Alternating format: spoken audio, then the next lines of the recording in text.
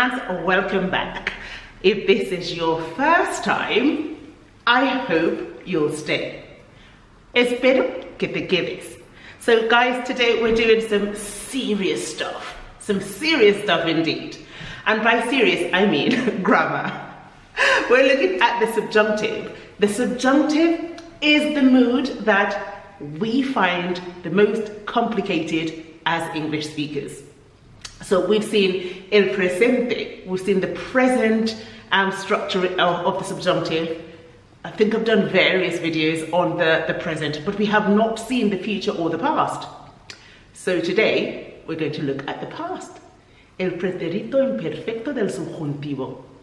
Yes, it's a mouthful, but I promise it is just practice.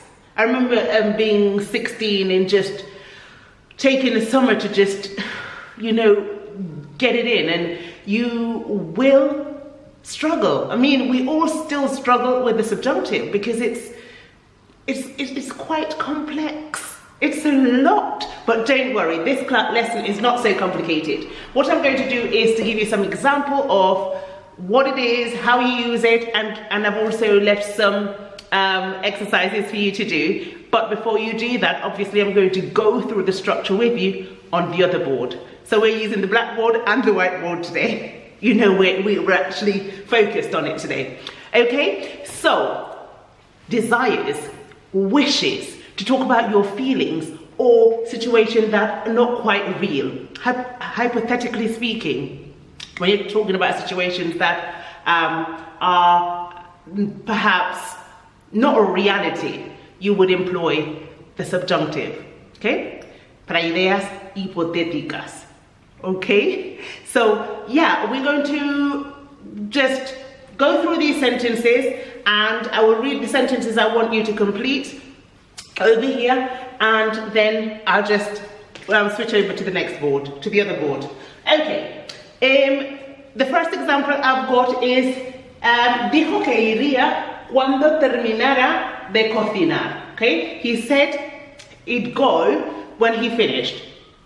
Okay, so it's giving you a word to do something. Okay, that's key. Remember, it's a promise. It's giving you a word for something. Then you would employ the subjunctive. The second example I have is believing. Believing as well. It's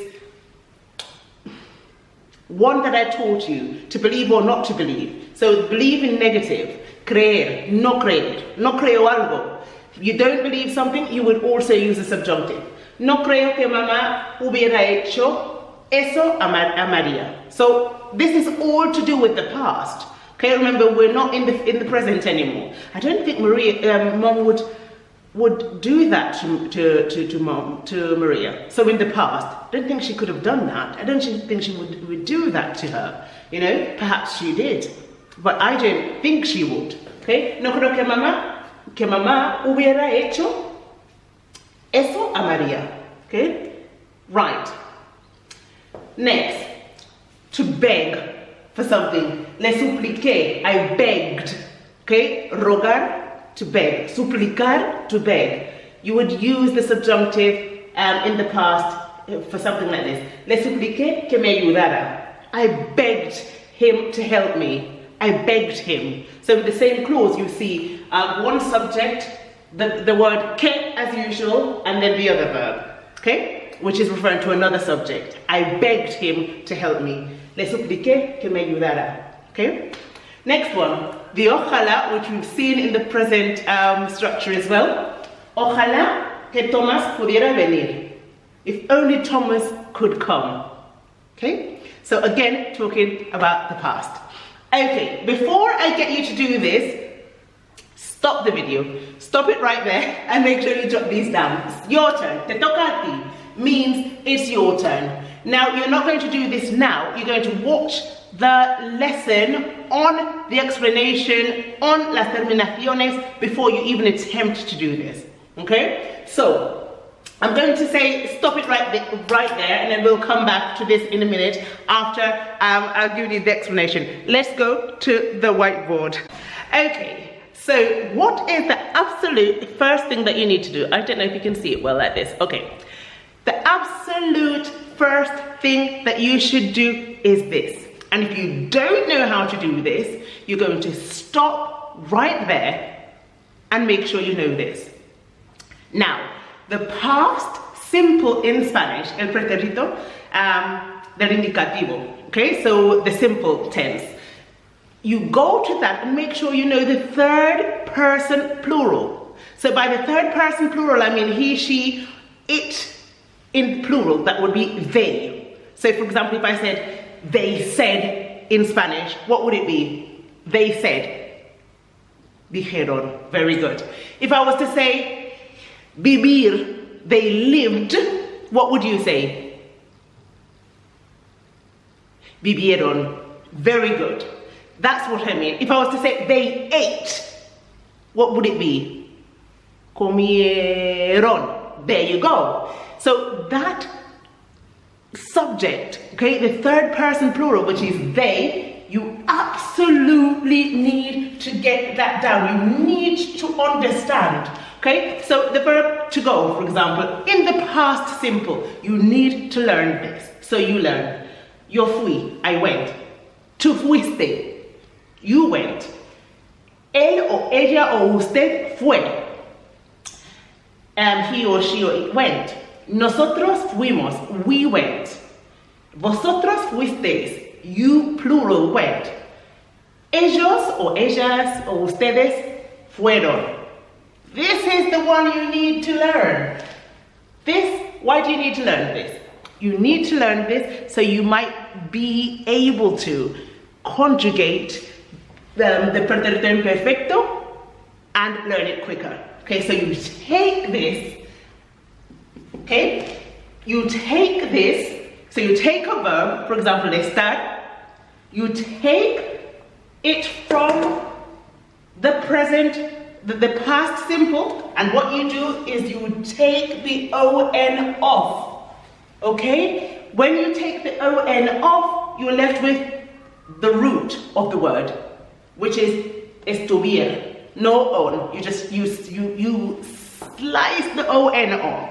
Okay? So once you know the past simple for these words, you slice the on off. Haber would be hubieron en el pasado simple. You take it off like this. You take off the on of hacer, hicieron. Take it off. Poner would be pusieron. Take off the on. Ver, vieron, they saw. Take it off. And you're left with the root of the word. Okay? Estuvir, hubir, hicier, pusir, vir. Okay? So you take the third person in plural, you take off the on to now form what is the imperfect of the subjunctive in Spanish. So after you've got the root, you have the root now, and so now you need to think, what verb am I going to conjugate? Remember, it's key to know if the verb ends in AR or ER or IR. Now, once you've got that, plain sailing, my guys, plain sailing, okay? So, if it's for AR, if the verb ends in AR like amar or caminar, these are the endings you would have. So, let's take a word like estar. This is irregular, so it's you have to learn all the irregular verbs. Look on your list, and you will have perhaps 30 to 50 irregular verbs. Learn those. Okay, learn those. Start with simple ones, the most common ones like these. Okay, so you get your verb, AR verbs, and you say, okay. Remember, we always start in the same order. Yo. Let's get a little bit closer over here so you can see better. Can you see better there? Okay, right. So, perhaps here would be better, okay? Right, so, if the verb ends in AR, as andar or hablar, these are the endings you need to know. If you're talking about yo, I, Hará. Okay, so you would just put hablar. Let's get hablar. Hablar. Not great writing there. Hablar. Remember I said? Remember, you take it from the past simple, you take this off. Then take off the on. Let it be gone. So what you would do for the first person, which is yo, I, hablara, you would just add this ending. Okay? I spoke. It'd be I speak in the subjunctive. Okay? Me preguntó si hablara con mi madre. Okay? He asked me to speak to my mother. Okay? Si hablara con mi madre. Hará. Harás if it's you. Hará if it's he or she. Hablaremos if it was we. Hablaráis or hablarán. Now, the funny thing about this is there's two ways to do this. There are two different structures where you would change the ending to either hará or hace. So it's exactly the same if I were to say hablara or hablase. You can add either of the ending and it means the same. I wouldn't say one is more common than the other. I just choose to use them both. It depends. Learn both endings and decide which one you find easier to employ. Okay? Hablara or hablase. Whichever of these two endings, it means the same. It's still the same subjunctive and it doesn't matter. It's up to you which one you use. If it's AR, hablara or hablase. Hablaras or hablases. If it's you, tú. You. Tú hablaras. You speak. Okay? Él or ella hablara or hablase. Remember, all you're doing is getting the root that we spoke about here and adding the AR endings on.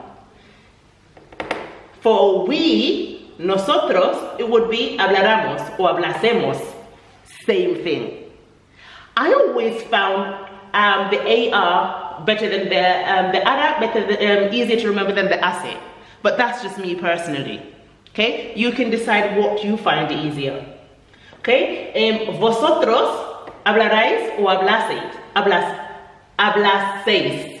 Okay? And ellos or ellas would be harán, hablarán o hablasen. Okay? Sounds complicated, but it's not. It's just practice. Now, we're in luck here because ER and IR, the ending is the same. Okay, so take comer. Comer is the ER verb or vivir. Comer or vivir. You do the same thing and then you take off the ON of the end and you add these. So comer would be comiera. Comiera or comiese. The same thing. Comer or comiese. Vivir would be, remember, vivir, vivieron, you take off the ON, vivieras, or vivieses.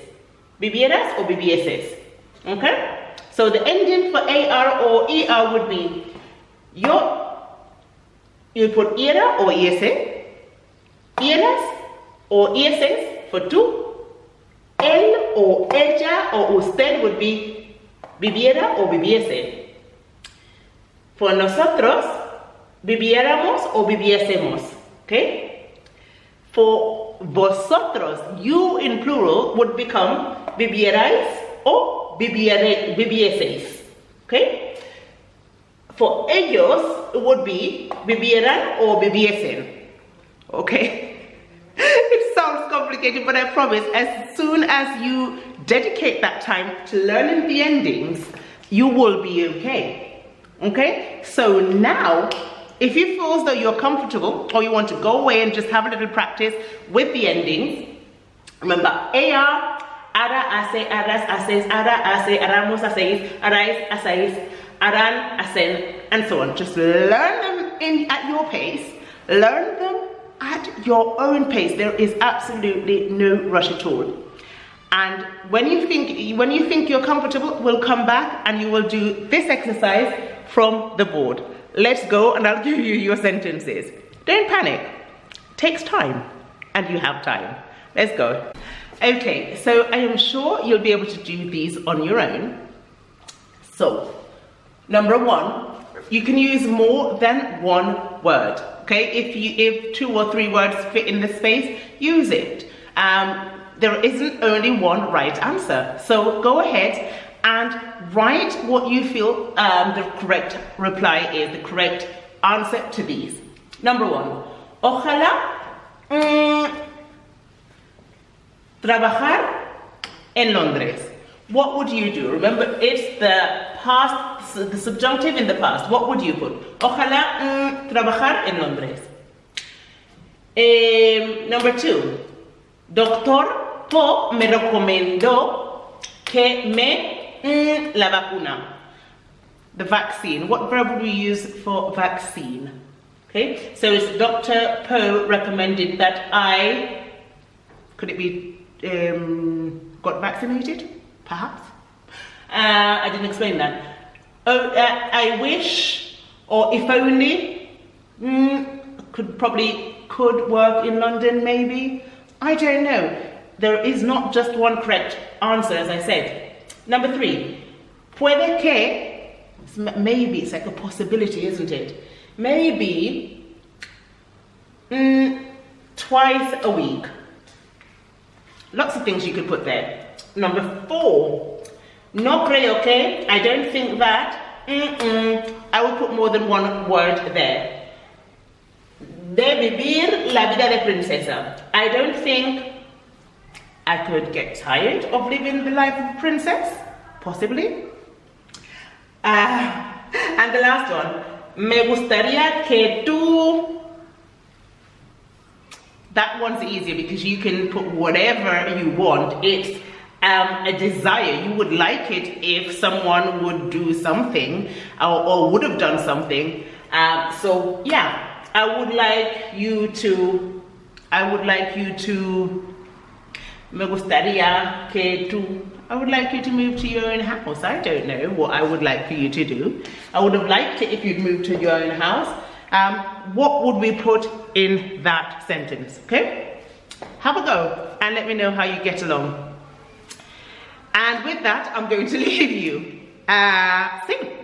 Espero que eso te haya ayudado un poco. Okay? I hope that helped you a bit. Espero que eso te haya ayudado un poco. I hope that helped you a little bit. Until next time, guys. Adios. Do not forget to let me know what you're studying and what you need help with. See you soon. Adios.